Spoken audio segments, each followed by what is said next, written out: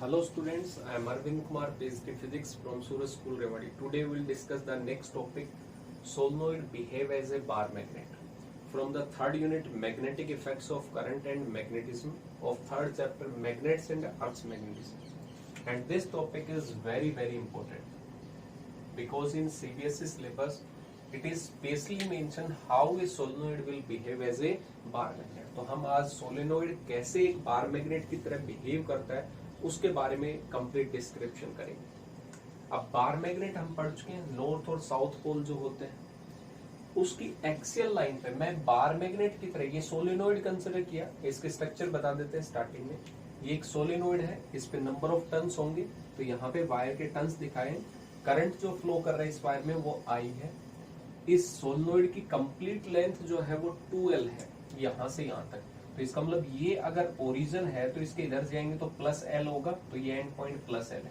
इस ओरिजिन से लेफ्ट में आएंगे तो -L, तो -L से +L तक जाएंगे तो कितनी लेंथ हुई सोलेनोइड की? 2L। तो कंप्लीट लेंथ जो है सोलेनोइड की वो 2L है। ए जो है रेडियस ऑफ द सोलेनोइड है, जैसे इस मार्कर के ऊपर ही मैंने वायर को लूप टर्न किया हुआ है तो इसकी जो रेडियस होगी वो कितनी है? ए। अब यहाँ पे ये टर्न्स थी, पहले इसका स्ट्रक्चर देखिए। मैं इसको बार मैग्नेट की तरह बिहेव कराऊंगा सोलेनोइड को, तो कैसे करवा सकते हैं कि ये एक बार मैग्नेट की तरह बिहेव करे? तो बार मैग्नेट की तरह मैंने एक डेरिवेशन किया था, यहाँ पे नॉर्थ और साउथ पोल, इसकी एक्सियल लाइन पे हमने कैलकुलेशन की थी कि इसके एक्सियल पे मैग्नेटिक फील्ड की वैल्यू कितनी होगी। तो वहां पे जब हमने मैग्नेटिक फील्ड कैलकुलेट की तो फॉर्मूला आया था μ0/4π ट्वाइस ऑफ m अपॉन में x3। अगर यहां से इसके सेंटर से ये डिस्टेंस जो थी वो x थी, तो और अगर मैं r डिस्टेंस मान लेता तो कितना होता है? यहाँ से डिस्टेंस r3 होता।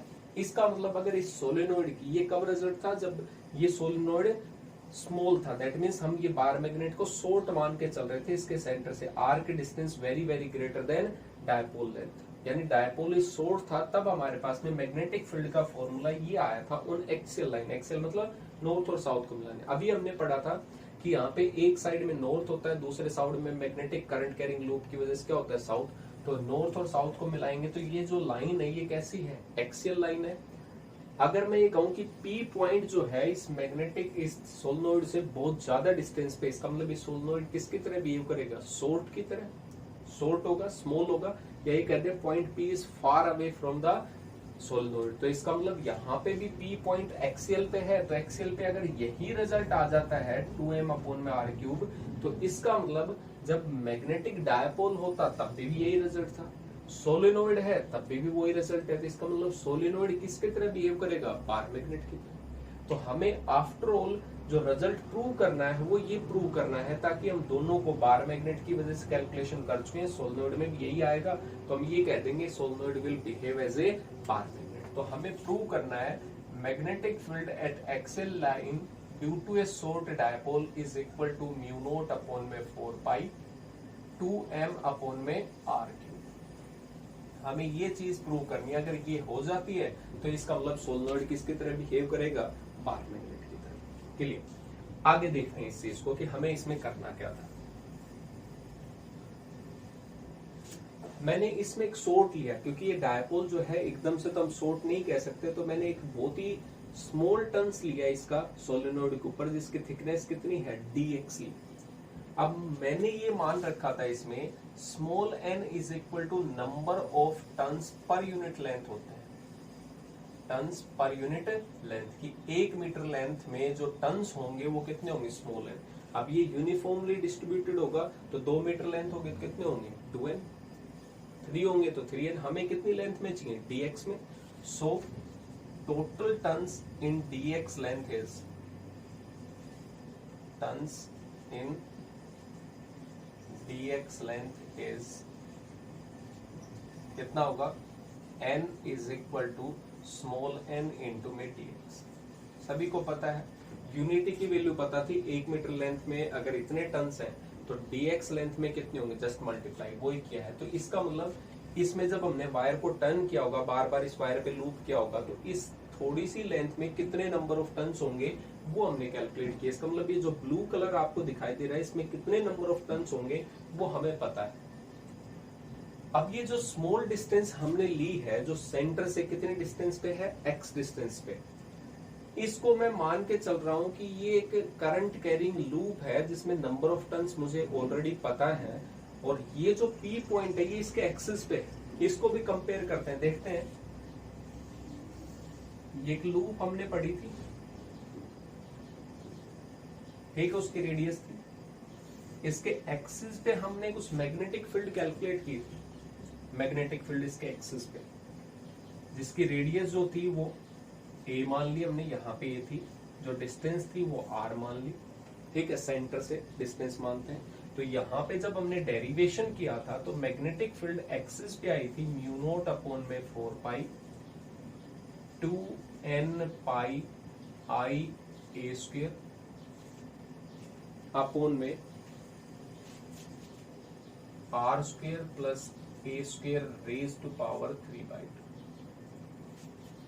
ये मैग्नेटिक फील्ड थी कहां पे, at the axis of a current carrying loop from the first chapter of third unit. हमने बायोट-सावर्ट लॉ की एप्लीकेशन में इस चीज को पढ़ा था। तो मैं इस पूरे सोलेनोइड को तो एक साथ कंपैरिजन नहीं कर सकता, तो मैंने एक इसका छोटा सा पार्ट लिया, और जब इस छोटे से पार्ट को कंसिडर करेंगे तो वो तो एक रिंग की तरह बिहेव करेगा, और इस रिंग के, इस लूप के एक्सिस पे, P पॉइंट पे, ये तो एक्सिस ही हो गया सिमिलर। अगर मैं सिर्फ इसको कंसिडर कर रहा हूँ तो ये एक लूप थी जिसमें नंबर ऑफ टर्न्स मुझे पता थे, n नंबर ऑफ टर्न्स है, पाई पता था, करंट इसमें कितना फ्लो कर रहा होगा I था, a इसकी रेडियस थी, r है सेंटर से इसके डिस्टेंस P पॉइंट की कितनी होगी। तो यहाँ पे मैं इस स्मॉल लूप के थ्रू मैग्नेटिक फील्ड कैलकुलेट कर सकता हूँ P पॉइंट पे। सारे पैरामीटर तो मुझे पता है, तो देखते हैं आगे। सो स्मॉल मैग्नेटिक फील्ड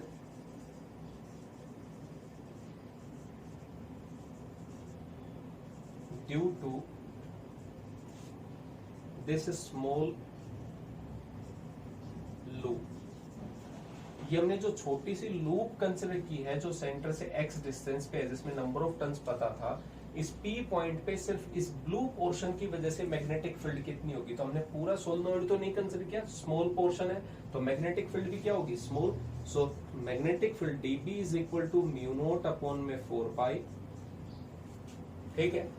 यहाँ पे अगर हम लिखें तो 2, वही सेम एक्सिस वाला फॉर्मूला अप्लाई कर रहे हैं, तो यहाँ पे एक्सिस पे ही है P पॉइंट इस लूप के, इसलिए 2 n नंबर ऑफ टर्न्स कितने हैं टोटल, यहाँ पे n इंटू में dx, total number of turns सिर्फ इस लूप में dx pi i a square upon में। अब ये पॉइंट है टर्निंग पॉइंट, सेंटर से डिस्टेंस ले रहे थे, यहाँ पे सेंटर से नहीं हमारे पास में, इस लूप के सेंटर से, हमारा तो मिड पॉइंट से था, कितने डिस्टेंस है r, ये लूप कितने डिस्टेंस पे, सेंटर से x, तो इस r में से इस x को माइनस कर दें तो इसके सेंटर से P पॉइंट की डिस्टेंस पता चल जाएगी। तो यहाँ पे जो हम r लिख रहे हैं वो r कितना होगा, बेसिकली यहाँ पे r माइनस में x, इसका स्क्वायर, जो डिस्टेंस थी। रेडियस कितनी है इसकी, लूप की सेम होगी, रेडियस a थी, a स्क्वायर, और इसकी पावर कितनी होगी 3/2।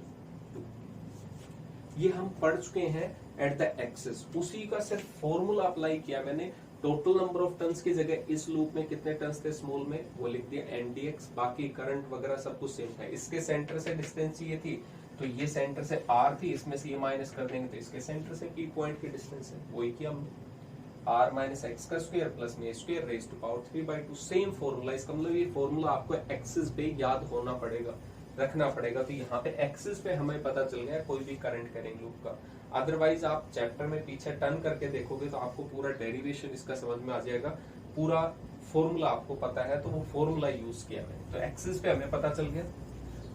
अब मुझे इस छोटे से पोर्शन से कोई इंटरेस्टेड था, मुझे तो कंप्लीट सोलेनोइड की तरह बिहेवियर देखना है। तो क्या करते हैं हम, स्मॉल मैग्नेटिक फील्ड पता है, क्या करेंगे, large magnetic field. For total magnetic field, total magnetic field at point P by integration। तो हम क्या करते हैं, ऐसे छोटी छोटी मैग्नेटिक फील्ड को क्या करेंगे, इंटीग्रेट। मैंने यहाँ पे लूप मानी, ऐसे एक छोटा सा पोर्शन यहाँ पे मान लेता हूँ, देखें तो यहाँ पे मानता, तो यहाँ से अगर लूप स्टार्ट करते इसकी वजह से मैग्नेटिक फील्ड, फिर थोड़ा नेक्स्ट मानते, फिर उसकी वजह से, यहां से चलते और कहां तक लूप को एडजस्ट करते, लास्ट पॉइंट तक। तो इसका मतलब हमें छोटे छोटे पोर्शन से, सभी की डायरेक्शन तो सेम रहती है मैग्नेटिक फील्ड की, क्योंकि करंट तो सेम डायरेक्शन में फ्लो कर रहा है, तो मैग्नेटिक फील्ड भी क्या होती है, सेम डायरेक्शन में। तो उन सभी को हमें क्या करना था, ऐड, और ऐड करेंगे तो टोटल मैग्नेटिक फील्ड आ जाएगी। तो ऐड करने के प्रोसेस को क्या कहते हैं, इंटीग्रेशन।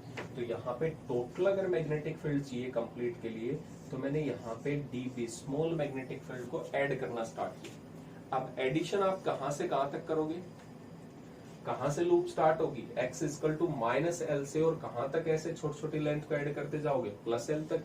तो मैंने यहाँ पे कहा माइनस एल से और प्लस एल तक हम क्या करेंगे, ऐड करेंगे इस फिनोमेना में। तो dB की वैल्यू हमें पता थी, इंटीग्रेशन करते हैं, देखते हैं एक टर्म्स में, एक टर्म्स और लिख देते हैं यहाँ पे, but due to short dipole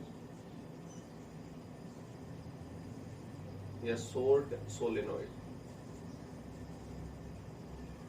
अब सोलेनोइड शॉर्ट कम मान सकते हैं, ये सोलेनोइड था, ठीक है। मैं कहूं कि इसके सेंटर से जो P पॉइंट है दैट इज फार अवे, बहुत ज्यादा डिस्टेंस पे है, तो इसका मतलब हम इस सोलेनोइड को क्या मान सकते हैं, शॉर्ट मान सकते हैं। सो शॉर्ट अगर मान रहे हैं तो मैंने ये कहा R is very very greater than L, length of the solenoid. Ideal अगर सोलेनोइड मानते हैं तो क्या होता था, लेंथ ज्यादा होती थी, एरिया रेडियस कम होती थी, लेकिन मैं यहाँ पे शॉर्ट मान के चल रहा हूँ। इसका मतलब जो पॉइंट ऑफ ऑब्जर्वेशन है that is far away from the length of the solenoid. दूसरा, जब यहाँ पे लेंथ से ज्यादा है तो रेडियस तो लेंथ से और भी कम होती है सोलेनोइड में। इसका मतलब R is also very very greater than radius of the solenoid. इसका मतलब रेडियस इसे R के कंपैरिजन में हम लेंथ को नेग्लेक्ट कर सकते हैं और A को भी नेग्लेक्ट कर सकते हैं। नेग्लेक्ट कब करते हैं, एडिशन और सबट्रैक्शन में ओनली। सो मैंने यहाँ पे कहा dB इज इक्वल टू, जो इंटीग्रेशन हम कर रहे थे टोटल मैग्नेटिक फील्ड के लिए, तो इंटीग्रेशन कर रहे हैं minus L to plus L. Value put की मैंने, म्यू नोट अपॉन में 4 पाई 2n dx आई इंटू में पाई ए स्क्वेयर अपॉन में, डिनोमीटर में चेंज होगा, यहाँ पे देखेंगे x जो है वो r के माइनस में है, तो ये बहुत स्मॉल क्वांटिटी है x। r की वैल्यू, जब लेंथ की हम कंपैरिजन कर रहे हैं तो इसका मतलब x तो इस लेंथ का भी एक छोटा पोर्शन है, तो r के कंपैरिजन में x को क्या कर सकते हैं, नेग्लेक्ट। तो यहाँ पे नेग्लेक्ट हो गया, तो r माइनस एक्स, ये स्मॉलर था तो r ही रह गया, r स्क्वायर। फिर a जो था रेडियस था, रेडियस भी बहुत स्मॉलर क्वांटिटी, इसका मतलब r में a स्क्वायर ऐड करेंगे तो बहुत स्मॉलर क्वांटिटी, तो क्या बचेगा, ओनली r स्क्वायर। तो मैंने यहाँ पे डिनोमीटर में रखा r स्क्वायर, और इसकी पावर कितनी होगी, 3/2। पावर के ऊपर पावर मल्टीप्लाई में होता है, तो यहाँ पे 2 से ये 1/2 क्या हो जाएगा, कैंसिल आउट, तो नीचे ओनली बचेगा q। अब आगे बढ़ते हैं, total magnetic field will be equal to minus L to plus L. But इससे पहले हम एक स्टेप ले लेते हैं, जो टर्म्स कांस्टेंट है वो आउटसाइड ले लेते हैं। तो म्यू नोट अपॉन 4 पाई, मीडियम तो सेम रहेगा, म्यू नोट अपॉन में 4 पाई कांस्टेंट बाहर, 2 कांस्टेंट बाहर। क्या number of turns per unit length change होंगे, हम यहाँ पे देखेंगे तब भी 1 मीटर लेंथ में 1 यूनिट लेंथ में उतने टर्न्स होंगे, यहाँ पे भी कहीं पे देखेंगे यूनिफॉर्म है, तो number of turns per unit length same outside. dx जो है वो वेरिएबल है, यहां से जब हम ऐड करना स्टार्ट करेंगे dx dx dx, तो ये लेंथ तो बढ़ती आएगी, तभी तो कंप्लीट सोलेनोइड होगा। इसका मतलब dx जो है वेरिएबल है, इसलिए इंटीग्रेशन के आउटसाइड नहीं ले सकते, इसी के रेस्पेक्ट में तो ऐड कर रहे हैं, x के रेस्पेक्ट में तो ऐड करेंगे, तो ये इंटीग्रेशन से बाहर नहीं आएगा। करंट सभी जगह सेम होगा, करंट आ गया, पाई कांस्टेंट था, रेडियस भी सेम है सभी जगह, तो रेडियस भी a स्क्वायर। r जब हमने कैंसिल आउट कर दिया था 2, तो r क्यूब बचा। r भी कांस्टेंट है, क्योंकि इसके सेंटर से जिस पॉइंट पे कैलकुलेट कर रहे हो, सेंटर से डिस्टेंस तो उतनी रहेगी, चाहिए आप ये लूप कंसिडर करो, ये करो, ये करो, कोई भी लूप कंसिडर करो, सेंटर से डिस्टेंस सेम। तो बचा क्या यहाँ पे, minus L to plus L, और क्या बचा, dx। dx का इंटीग्रेशन करेंगे तो कितना हो जाएगा, x अपर लिमिट माइनस में लोअर लिमिट, लोअर लिमिट पहले ही नेगेटिव है, तो नेगेटिव नेगेटिव क्या हो जाएगा, positive. So magnetic field at axial line is equal to mu naught upon में 4 पाई 2 n आई इंटू में पाई ए स्क्वायर अपॉन में आर क्यूब, और यहाँ पे dx अपर लिमिट माइनस में लोअर लिमिट कितना हो जाएगा 2l, l प्लस में l कितना हो गया 2l हो गया। अब मुझे टर्म्स बताओ, ये जो स्मॉल n था ये क्या था, number of turns per unit length, एक यूनिट लेंथ में। इसकी टोटल लेंथ कितनी है सोलनॉइड की 2l, एक यूनिट लेंथ में टन्स है n, तो टोटल लेंथ से मल्टीप्लाई कर दूंगा तो इस पूरे सोलेनोइड के नंबर ऑफ टन्स पता चल जाएंगे।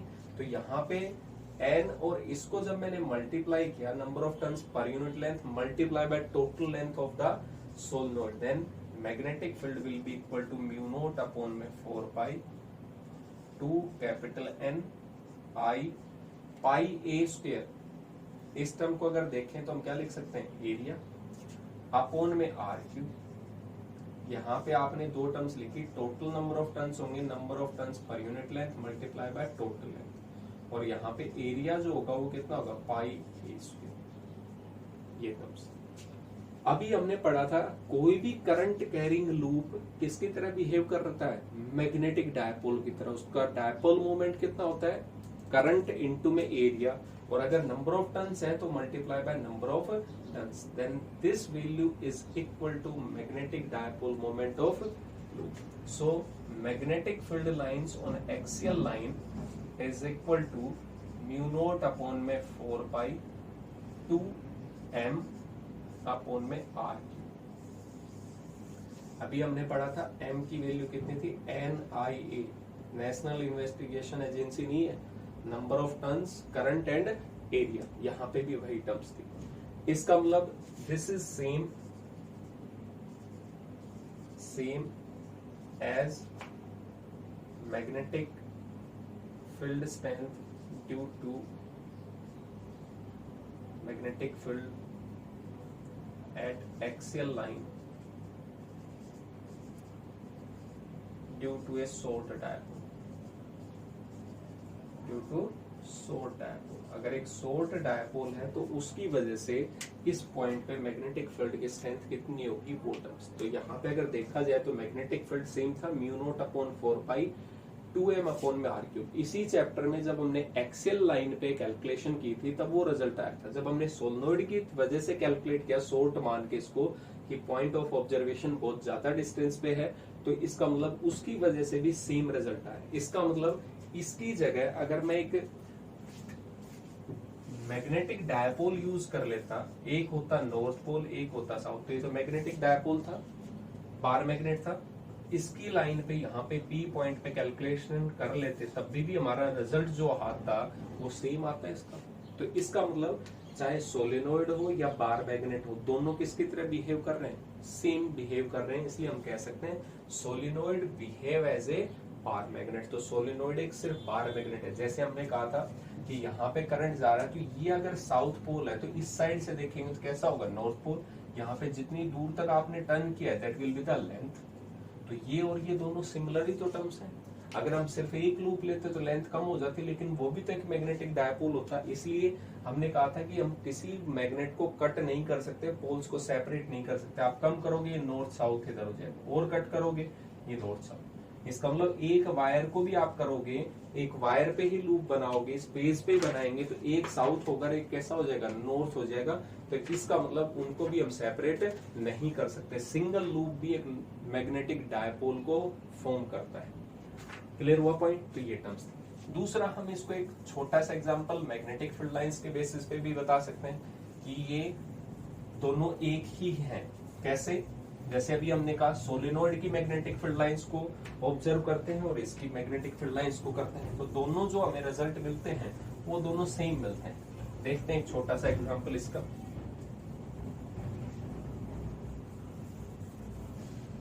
मैंने एक सोलेनोइड बनाया,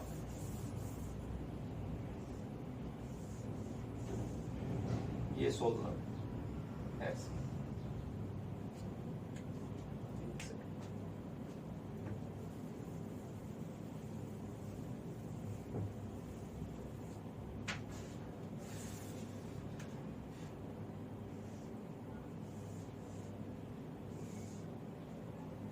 ये एक सोलेनोइड दिया,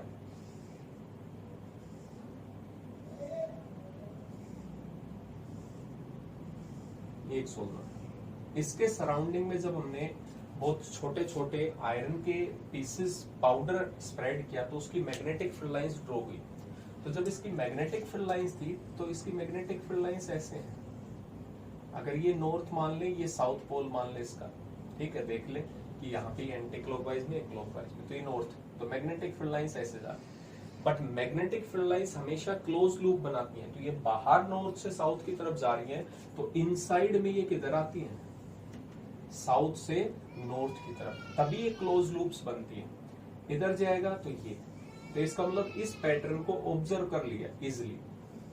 दूर जाएंगे ये मैग्नेटिक फील्ड लाइंस ऐसे जा रही हैं, ये मैग्नेटिक, तो ये मैग्नेटिक फील्ड लाइंस ऐसे ड्रॉ और जा रही है इधर, नॉर्थ से आउट होंगी, साउथ से इन होंगी, क्लोज बनेंगे लूप्स। तो ये एक सोलेनोइड जो था उसकी मैग्नेटिक फील्ड्स है।